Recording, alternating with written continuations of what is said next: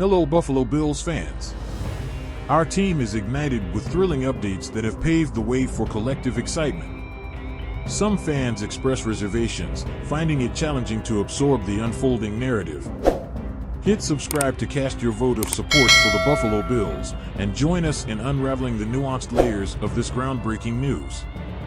A quarter of the way through the 2024 NFL season, we're assessing who's trending up and down in each division.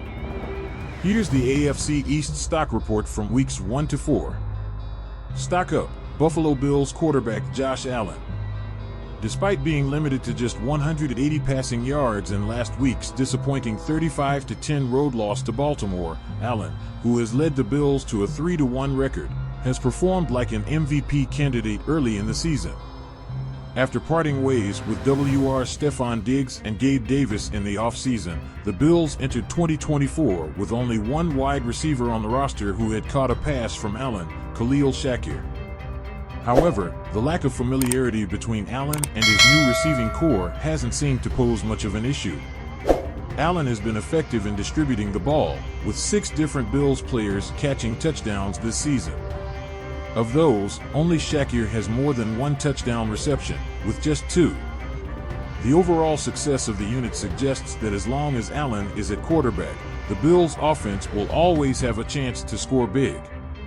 Overall, Allen has completed 69.3% of his passes for 814 yards and 7 touchdowns this season, along with adding 106 yards and 2 touchdowns on the ground.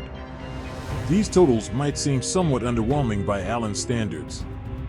However, it's worth noting that he left 3 games early due to blowouts, hasn't turned the ball over, and has the second highest passer rating in the NFL, 116.5. Stock down, New York Jets head coach Robert Saleh.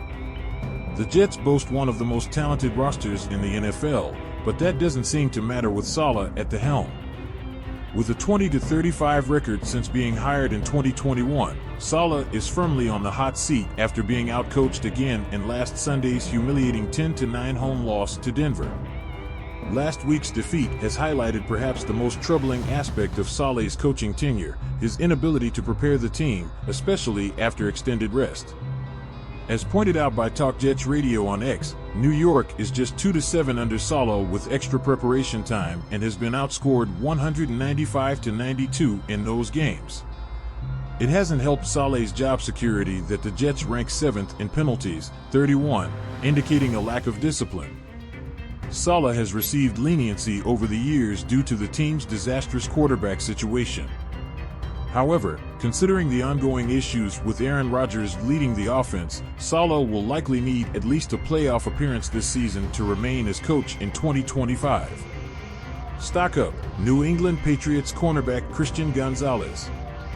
The 17th overall pick in the 2023 NFL Draft, Gonzalez played only 4 games as a rookie before suffering a season-ending shoulder injury. Despite that setback, the Oregon product looked like a rising star and was named the NFL's Defensive Rookie of the Month for September. Now fully healthy, Gonzalez is proving that the promising signs he showed last season were no fluke, emerging as one of the top shutdown cornerbacks in the league at the start of 2024. Through 4 games, Gonzalez has allowed 15 receptions in coverage on 25 targets for just 91 yards, the 12th fewest among cornerbacks who have played at least 200 snaps. Additionally, the 22-year-old is one of only 4 cornerbacks who have yet to allow a reception of 15 yards or more this season, according to Pro Football Focus. Gonzalez's performance is even more impressive given that he has faced some of the NFL's premier wideouts, including Cincinnati's Ja'Marr Chase, Seattle's DK Metcalf, Garrett Wilson of the Jets, and San Francisco's Brandon Ayuk. The 2024 season will likely continue to be challenging for New England as they rebuild. Nonetheless, Gonzalez has been a bright spot and is establishing himself as a potential Pro Bowler and a cornerstone for the franchise. Stock down, Miami Dolphins offense. Although it's still early, Miami's season is rapidly unraveling, with the team's offensive struggles being the primary cause of its woes. Since starting QB Tua Tagovailoa suffered a concussion during the Dolphins' 31-10 blowout loss to Buffalo in Week 2, the offense has turned into the worst unit in the NFL. Over the last 2 games, the Dolphins have scored the fewest points, 15, and accumulated the second fewest total yards, 389, ahead of only the Patriots. Tyreek Hill, Jalen Waddle, and Devon Achane have struggled to produce with backup QB Skylar Thompson, Tim Boyle, and Tyler Huntley under center. This trio of star skill players has combined for just 231 total yards during this recent slump. While it is challenging for any team to win with a backup quarterback, the Dolphins' issues stem from a mix of injuries, ineffective play calling, and poor roster construction. While Tagovailoa's concussion has clearly played a role, GM Chris Grier's failure to adequately replace key offensive linemen Robert Hunt and Connor Williams this offseason is arguably the most significant contributor to the offense's struggles. At this point, Miami's offense may not be able to turn things around until Tagovailoa is back in the lineup, which could happen as soon as their Week 8 home matchup against Arizona. Subscribe to our channel to help us reach 1,000 subscribers.